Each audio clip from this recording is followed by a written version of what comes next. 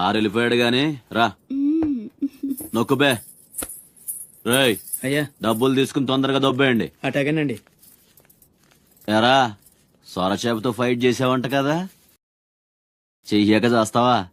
సరుకు వదిలేసి వస్తే ఇక్కడ తెస్తావు కదా.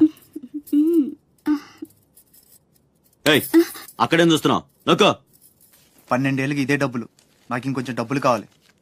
ఎందుకురా? మా చెల్లి పెద్దదైందా? కాదండి. అవ్వలేదా? అరే అయ్యాక చెప్పు, వస్తా. నీకు కావలసినంత ఇస్తా, పోరా. మొన్న ఈ మధ్య చూసా, గుంట మంచి పొంగు మీద ఉంది.